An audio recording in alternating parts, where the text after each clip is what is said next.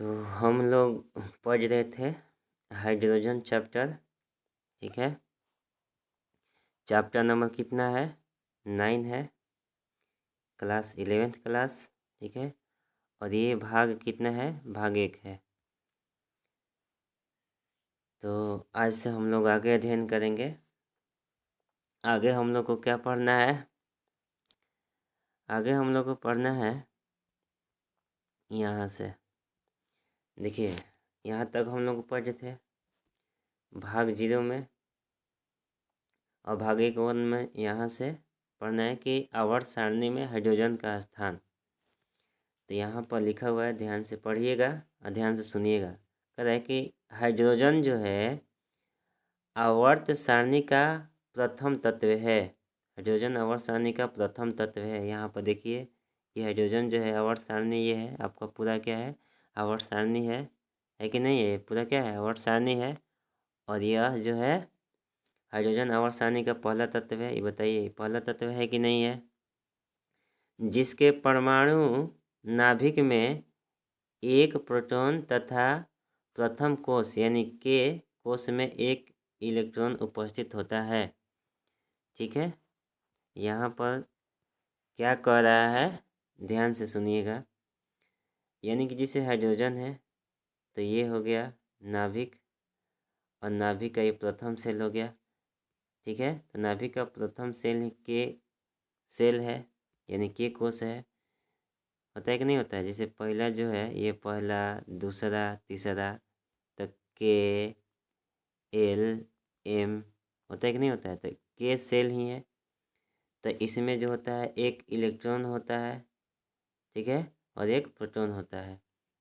ध्यान रखिएगा, इसमें न्यूट्रॉन नहीं रहता है, जैसा कि कल हम लोगों ने देखा था कि न्यूट्रॉन इसमें जो होता है नहीं होता है। आगे यहाँ पर कह रहा है कि हाइड्रोजन को मेंडलीफ आवर्त सारणी एवं आधुनिक आवर्त सारणी दोनों में ही निश्चित स्थान नहीं दिया जा सका। क्यों नहीं दिया जा सका? तो क्योंकि यह क्षार धातुएं वन है। देखिए, ये जो वन है पूरा क्या है? ये क्षार धातुएं हैं। ये क्या है? 1A है, क्षार धातुएं। 1A समूह हाइड्रोजन यानी 7A समूह। 7A क्या कहाँ पर है? यहाँ पर है, देखिए ये वाला। ठीक है, यहाँ पर कह रहा है कि 7A समूह यानी हाइड्रोजन, ये हाइड्रोजन ग्रुप का तत्व है। एवं कार्बन समूह 4 मतलब 4 ऐसे समानताएं एवं भिन्नताएं प्रदर्शित करता है, जो हाइड्रोजन की स्थिति को विवादास्पद बनाते हैं। ठीक है, यहाँ पर जो है अभी ये जो कार्बन समूह जो लिखे हैं यहाँ पर, इसको ध्यान नहीं दीजिएगा, ये एडवांस में है यहाँ पर। ठीक है ना, कहीं कहीं बुक में चूँकि दे देता है, इसीलिए यहाँ पर हमने लिख दिया है, तो इस चीज़ को ध्यान नहीं दीजिएगा। मैंने आपको ध्यान देना है क्षार धातुएं, यानी कि पहला ग्रुप 1A ग्रुप, और हाइड्रोजन ग्रुप यानी 7A, ये वाला क्या है? हाइड्रोजन ग्रुप है। तो इससे क्या रखता है? समानताएं भी रखता है और भिन्नताएं भी रखता है। ठीक है, तो जो यहाँ पर दिया हुआ है कि जो हाइड्रोजन की स्थिति को क्या करता है? विवादास्पद बनाते हैं। मतलब विवाद है कि इसमें रखा जाए हाइड्रोजन को कि इसमें रखा जाए। ठीक है, समूह स्थिति की अनिश्चितता के कारण, यानी कि इसमें रखा जाए कि इसमें, हाइड्रोजन को आवारा तत्व भी कहा जाता है। देखिए, एग्जाम में आएगा कि हाइड्रोजन को आवारा तत्व क्यों कहा जाता है? तो क्योंकि इसका स्थान निश्चित नहीं है, और जब किसी व्यक्ति का स्थान निश्चित नहीं है, वह इधर उधर भटक रहा है, तो उसको हम लोग आवारा बोल देते हैं कि ये आवारा है, इधर उधर जाता रहता है। ठीक है, तो उसी प्रकार हाइड्रोजन जो है इसका स्थान जो है निश्चित नहीं है, इसलिए इसको क्या कहा जाता है? हाइड्रोजन को आवारा तत्व भी कहा जाता है। तो यहाँ तक आप लोग समझ रहे होंगे।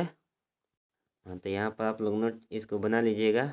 यहाँ पर एक ये वाला लाइन छोड़ दीजिएगा, ये कार्बन समूह, ये यहाँ से ये वाला बस, बाकी टोटल लिखिएगा, क्योंकि अच्छा धातु 1 है। ये समूह हाइड्रोजन समूह से समानताएं या भिन्नताएं प्रदर्शित करता है। ठीक है, यहाँ से, और ये वाला इसलिए आप लोग को खिंचवे भी किए हैं। ठीक है, तो ये आप लोग का पीरियोडिक टेबल भी याद चाहिए, ध्यान रखिएगा। चलिए आगे देखते हैं।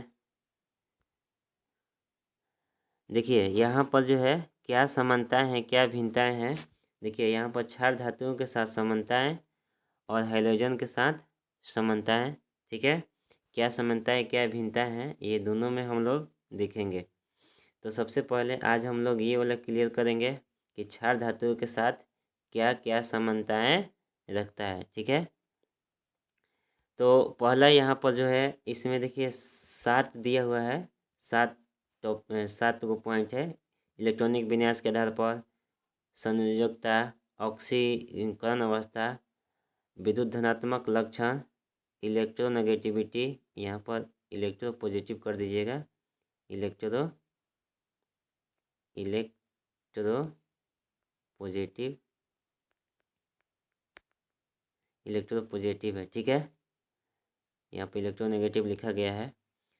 पांचवा जो है अधातु तत्वों के साथ संयोग या बंधुता। छवा कठोर पर मुक्त। सतवा क्या है अपचायक प्रकृति।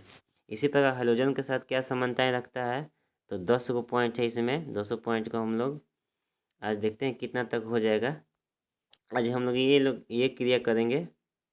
ये वाला जो है क्षार धातुओं के साथ हम लोग देखेंगे, तब ये टाइम बचेगा तो इसमें देख लिया जाएगा। ठीक है, तो पहले देखते हैं क्षार धातुओं के साथ समानताएं। आगे देखिए, हाँ यहाँ पर देखिए पहला जो है क्षार धातु है यानी वन ग्रुप। वन जो है वन ग्रुप को हम लोग लेकर चल रहे हैं। ये वन ग्रुप क्या कहलाता है, वन ग्रुप के साथ तत्व क्या कहलाता है, क्षार धातुएं कहलाता है। ठीक है, केवल हाइड्रोजन को छोड़ करके। हाइड्रोजन चूँकि अधातु है, बाकी उसमें सब धातु है। तो यहाँ पर पहला पॉइंट है इलेक्ट्रॉनिक विन्यास यानी इलेक्ट्रॉनिक कॉन्फ़िगरेशन के आधार पर। देखिए लिखा हुआ है कि क्षार धातुओं के समान हाइड्रोजन के इलेक्ट्रॉनिक विन्यास में बाह्यतम कोश में केवल एक इलेक्ट्रॉन होता है। ठीक है, यहाँ पर देखिए हमने कुछ उदाहरण लिए हैं, जैसे लिथियम, सोडियम और भी जो भी है ग्रुप ए का इलेक्ट्रॉनिक विन्यास आप निकालते हैं। जब आप इलेक्ट्रॉनिक विन्यास निकालिएगा तो क्या पाइएगा। देखिए इलेक्ट्रॉनिक विन्यास निकालिएगा तो यहाँ पर लिथियम का इलेक्ट्रॉनिक विन्यास का दिया हुआ है। इसका परमाणु क्रमांक कितना होता है 3, तो 1s2 2s1 होता है। ठीक है, फिर से सोडियम का हम देखेंगे तो इसमें सोडियम का 11 होता है।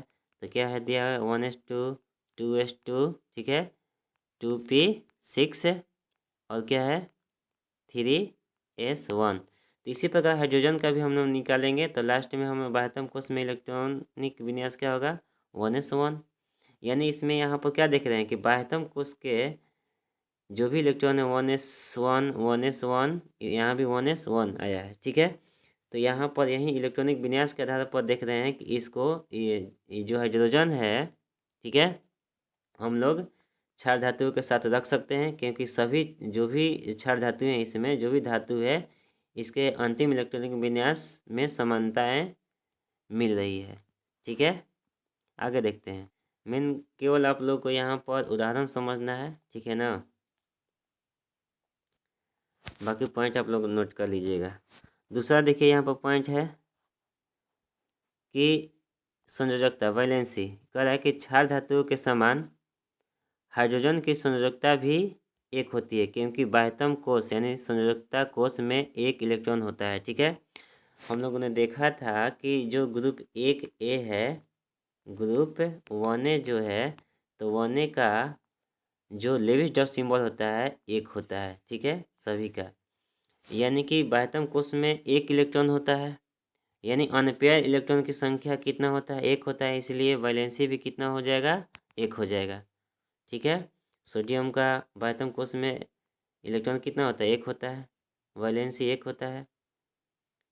ठीक है, उसी प्रकार हाइड्रोजन के भी एक होता है तो वैलेंसी एक हो गया। वैलेंसी को इन द्वारा दर्शाते हैं।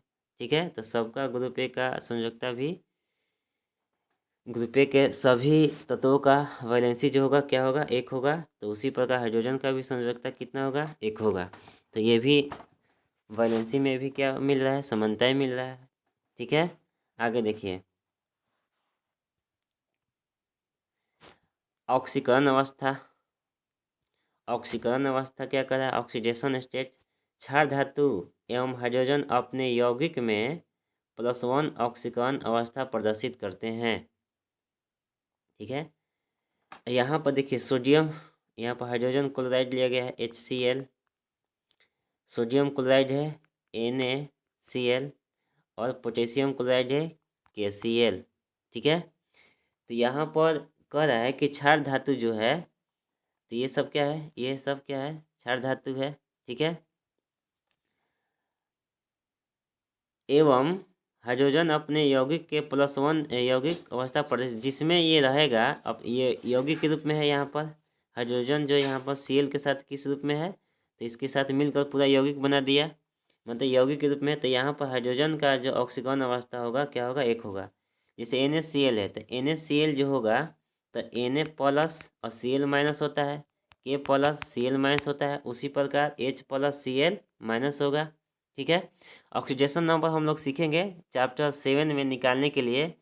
अब यहाँ पर जो है थोड़ा सा बता देते हैं आप लोग को, ध्यान से देखिएगा कि किसी भी यौगिक में अगर ऑक्सीडेशन नंबर निकालना हो तो हम लोग यहाँ पर जैसे NaCl को ले लीजिए, तो सबसे पहले NaCl का देखेंगे तो Na का +1 होता है और Cl का -1 होता है।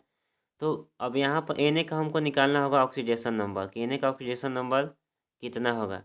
ठीक है, तो आपको एक बात का पता होना चाहिए कि जो दूसरा तत्व है वो किस ग्रुप का है, तो 17वां ग्रुप का है। Cl किसके ग्रुप का है, मतलब 17वां यानी 7A ग्रुप का है। तो इस पर जो है माइनस चार्ज होता है, तो जिसका निकालना होता है उसको x मान लिया जाता है।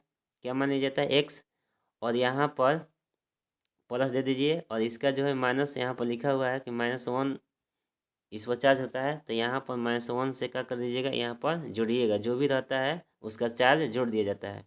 और बराबर में NaCl पर, यहाँ पर अभी NaCl पर कोई भी चार्ज नहीं है, तो बराबर हम क्या रखेंगे, यहाँ पर 0 रखेंगे। पहले से यहाँ पर NaCl में कोई भी चार्ज नहीं है ऊपर, तो यहाँ पर क्या हो जाएगा, देखिए Na प्लस माइनस -1, तो क्या हो जाएगा, यहाँ पर x का मान क्या हो जाएगा, x का मान क्या हो जाएगा बताइए, x का मान यहाँ पर क्या हो जाएगा, +1 हो जाएगा। क्या हो जाएगा, +1। तो यहाँ पर Na के लिए x माने थे, तो सोडियम का ऑक्सीडेशन नंबर कितना हो गया, 1 हो गया। ठीक है, तो ये बात को ध्यान रखिएगा। उसी प्रकार हम लोग को HCl का निकालना है ऑक्सीडेशन नंबर, कि HCl में H का ऑक्सीडेशन नंबर निकालना है। तो जिसका भी निकालना होगा उसको x मान लीजिए और प्लस दे दीजिए, और Cl पर कितना चार्ज होता है, माइनस चार्ज होता है, तो यहाँ पर -1 लिख दीजिए। और पूरा पर यहाँ कुछ नहीं है, पावर कुछ नहीं है, इसके ऊपर पावर कुछ नहीं है, तो 0 मान लिया जाता है, तो 0। अब यहाँ पर x का निकालिएगा तो x प्लस -1 हो जाएगा बराबर 0।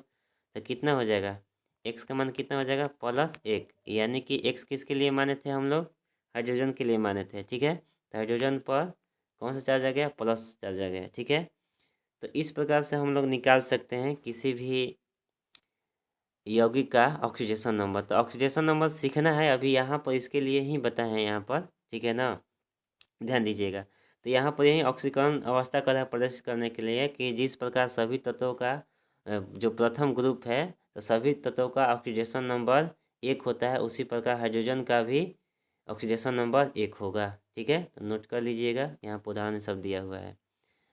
आगे चौथा यहाँ पर है विद्युत धनात्मक लक्षण। क्या दिया हुआ है, विद्युत धनात्मक लक्षण। यहाँ पर क्या कर रहा है, समझिए बात को।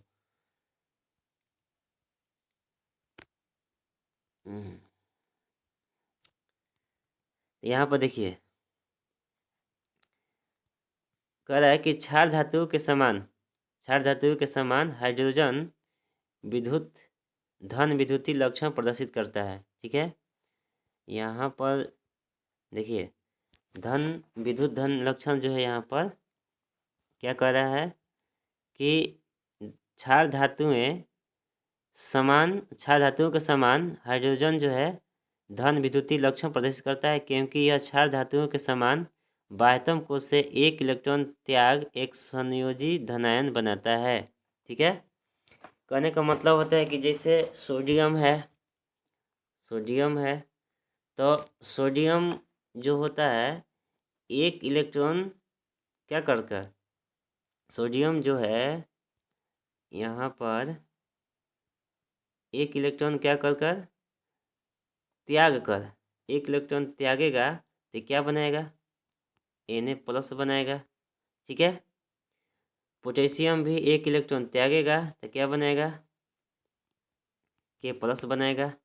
उसी प्रकार हाइड्रोजन भी एक इलेक्ट्रॉन त्याग करके H+ बना देता है, यानी कि धनायन बना देता है। ठीक है, तो यहाँ पर वही बात लिखा गया कि विद्युत धनात्मक लक्षण भी है, जो ग्रुप ए का तत्व का जो भी लक्षण है, तो उसके साथ साथ में हाइड्रोजन भी एक इलेक्ट्रॉन त्याग करके H+ बना लेता है, यानी कि धनायन बना लेता है। इसको इस प्रकार से लिख लीजिएगा या फिर इस प्रकार से भी लिखा जा सकता है। ठीक है, अब यहाँ पर प्लस लिखा हुआ है तो ये मत समझिएगा एक इलेक्ट्रॉन जो है ग्रहण किया हुआ है। ठीक है ना, नहीं, यहाँ पर ग्रहण नहीं किया हुआ है, इधर इस प्लाटी से लिखा हुआ है। अब इसको इधर लाइएगा, इसको इधर लाइएगा तो देखिए H और प्लस इधर, तो यहाँ लाइएगा तो H- हो जाएगा कि नहीं, और यहाँ पर क्या मिलेगा, H+ मिलेगा। ठीक है, तो ध्यान रखिएगा इस बात को। यही बात यहाँ पर कह रहा है। ठीक है, कि जो विद्युत धनात्मक लक्षण जो होता है वो जो भी ग्रुप एक का तत्व हैं सभी एक इलेक्ट्रॉन त्याग करके धनायन बना लेते हैं। उसी प्रकार हाइड्रोजन भी अपना इलेक्ट्रॉन त्याग करके धनायन बना लेता है। चलिए पांचवा देखते हैं। चलिए पांचवा जो यहाँ पर है कि अधातु तत्वों के साथ संयोग या बंधता किस प्रकार से संयोग करता है। देखिए यहाँ पर दिया कि क्षार धातुओं के समान हाइड्रोजन भी अधातु या ऋण विद्युतीय हैलोजन, ऑक्सीजन, सल्फर आदि के साथ संयोग करके द्विअंगी यानी बाइनरी यौगिक बनाता है। ठीक है, द्विअंगी मतलब यहाँ पर NaCl जैसे है Na2O हो गया। ठीक है, द्विअंगी यौगिक बना रहा है। तो उसी प्रकार हाइड्रोजन भी द्विअंगी यौगिक बनाता है। जैसे यहाँ पर सोडियम का यौगिक लिया हुआ है तो Na है। अब Na है, हम आप लोग को पहले बताए हैं कि Na है और एक हाइड्रोजन ग्रुप का ये लेते हैं, NaCl मिलकर NaCl हो गया। ठीक है, Na अगर Na के साथ क्या मिलता है, ऑक्सीजन मिलता है, तो वो ऑक्सीजन पर -2 होता है और इस पर क्या होता है, +1 चार्ज होता है। तो ये यहाँ आएगा और ये यहाँ आएगा तो क्या बनेगा बताइए, Na2O। ठीक है, सोडियम ऑक्साइड बन गया। उसी प्रकार यहाँ पर बन जाएगा Na और इसके साथ एस भी आप लोग को ऑक्सीजन ग्रुप का है तो कितना हो जाएगा, इस पर भी 2 होता है, +1, तो यहाँ आएगा तो क्या बन जाएगा, Na2S। ठीक है, यहाँ पर दिया हुआ Na2S, ये पहले आप लोग को बनाकर दिखाए हैं, वो देख लीजिएगा ध्यान से। उसी प्रकार यहाँ पर आपको क्या है, उसी प्रकार जो है यहाँ पर पोटेशियम यौगिक के साथ यानी K भी है, KCl, तो क्या बना लेगा KCl, क्योंकि Cl पर क्या होता है माइनस और इस पर प्लस, तो ये यहाँ जाएगा और ये यहाँ, तो KCl बनेगा। अब K के साथ O बनना होगा ऑक्सीजन, तो यहाँ पर ऑक्सीजन पर -2 होता है। ठीक है, और इस पर क्या होता है प्लस, तो क्या बना लेगा K2O बना लेगा। ठीक है, उसी प्रकार हाइड्रोजन के यौगिक भी करते हैं। हाइड्रोजन जो है, हाइड्रोजन HCl के साथ मिल करके, ठीक है, HCl बना लेंगे, HCl। और जो है हाइड्रोजन H और ऑक्सीजन के साथ मिलकर के इस पर 2 है और इस पर +1 चार्ज है, तो ये यहाँ आएगा और ये यहाँ जाएगा तो क्या बना लेगा, H2O बना लेगा। ठीक है, तो कहने का मतलब है कि जो भी तत्व है इसमें क्षार धातु जो भी है तो सभी क्या बनाते हैं, यौगिक बनाते हैं हाइड्रोजन के साथ मिल करके या और भी किसी ऋण विद्युतीय तत्व के साथ मिल करके। तो उसी प्रकार हाइड्रोजन भी द्विअंगी बनाता है। कहने का मतलब यहाँ पे यही है, यही बात कर रहा है कि अधातु तत्वों के साथ भी क्या करता है, संयोग करता है। तो इसके साथ भी समानता मिल रहा है। आगे छवा जो है कैथोड पर मुक्त, इसको समझिएगा। अब सभी लोग को समझ में आ रहा होगा, ठीक है ना। अगर समस्या होगा तो एक बार 2 बार देख लीजिएगा वीडियो, समझ में आ जाएगा। ठीक है, यहाँ पर देखिए छवा जो है, छवा क्या कह रहा है कि कैथोड पर मुक्त होना। ठीक है, तो यहाँ पर थ्री का लिखा हुआ है, आप लोग को मेन उदाहरण देखना है, और थ्री तो घर पर आप लोग आराम से बैठ कर लिख लीजिएगा। कह रहा है कि जिस प्रकार, देखिए यहाँ पर, ठीक है, तो सतवा जो है, सतवा क्या है, अपचायक की प्रकृति है, ठीक है। कह रहा है कि क्षार धातुओं के समान हाइड्रोजन भी अपचायक की तरह व्यवहार करता है। कम क्रियाशील धातुओं के ऑक्साइडों का अपचयन हाइड्रोजन द्वारा होता है।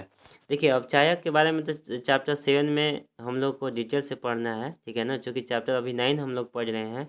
तो जो भी बात पीछे के आएगा, जो आप लोग नहीं पढ़े होंगे, उसको थोड़ा सा समझ कर हम लोग आगे बढ़ जाएंगे, क्योंकि वो चैप्टर जब आएगा तो क्लियर हो जाएगा, ठीक है। अभी नहीं कि नहीं समझ में तो वहीं पॉइंट पर वहीं रुक जाइए, नहीं। तो देखिए यहाँ अपचायक की प्रकृति क्या दर्शाता है, यहाँ कहा है कि क्षार धातुओं के समान हाइड्रोजन भी अपचायक की तरह व्यवहार करता है। कहने का मतलब देखिए यहाँ पर उदाहरण लिए हैं, जैसे CuO है, ठीक है। तो सोडियम के साथ में जब क्रिया कराया जाता है तो ये क्या करता है, सोडियम सोडियम क्या करता है कि ऑक्सीजन को ग्रहण कर लेता है और कॉपर को अलग कर देता है, ठीक है। सोडियम जो है Na2O बना लेता है, सोडियम ऑक्साइड, और कॉपर को क्या कर देता है, अलग कर देता है, ठीक है। यानी कि अपचायक की तरह व्यवहार किया कौन, सोडियम। तो उसी प्रकार हाइड्रोजन भी अपचायक की तरह व्यवहार करता है। CuO यानी कॉपर ऑक्साइड के साथ हाइड्रोजन का जब क्रिया करवाया जाता है तो क्या प्राप्त होता है, देखिए H2O अपने साथ ग्रहण कर लेगा और कॉपर को क्या करेगा, हटा देगा, मतलब ऑक्सीजन को यहाँ से हटाकर खुद ग्रहण कर लेगा, कॉपर को अलग कर देगा, ठीक है। तो ऑक्सीजन को हटाना ही क्या कहलाता है, अपचायक की प्रकृति कहलाता है। मतलब ऑक्सीजन जब यहाँ से हट गया तो हम यहाँ पर समझेंगे कि यह अपचायक की प्रकृति को भी दर्शाता है। वही बात यहाँ पर लिखा हुआ है कि क्षार धातुओं के समान हाइड्रोजन भी अपचायक की तरह व्यवहार करता है। यहाँ पर लिखा हुआ है, देखिए, कम क्रियाशील धातुओं के ऑक्साइडों का अपचयन हाइड्रोजन द्वारा होता है। तो ऑक्साइड यहाँ पर ऑक्सीजन को ग्रहण कर लिया है, कॉपर को हटा दिया है, यानी कि क्या कर रहा है, अपचायक प्रकृति को दर्शा रहा है, ठीक है। तो आज के लिए हम लोग इतना ही पढ़ेंगे, कल हम लोग ध्यान देंगे। ये कौन सा था, भाग भाग कितना था, भाग 1 था, ठीक है। कल जो है आप लोग को भाग 2 बन कराएगा। और देखिए आप लोग को टाइम जो है आधा घंटा या 45 मिनट में हो सकता है, क्योंकि हम एक को वीडियो रोज बनाएंगे तो 30 दिन लग जाएगा। तो इस हिसाब से दिक्कत होगा, तो आप लोग को हो सकता है कि धीरे धीरे टाइम हम बढ़ाएंगे, ठीक है। समझ में आया होगा तो आप लोग जो है वहाँ पर यस लिख दीजिएगा, ठीक है। तो इसको जो है एक बार 2 बार पढ़ लीजिएगा। यहाँ पर जो है कठोर प्रमुक्त जो है, इसको अच्छा से ध्यान दीजिएगा। कठोर प्रमुक्त होने का मतलब यहाँ पर क्या कर रहा है, कठोर प्रमुक्त होना,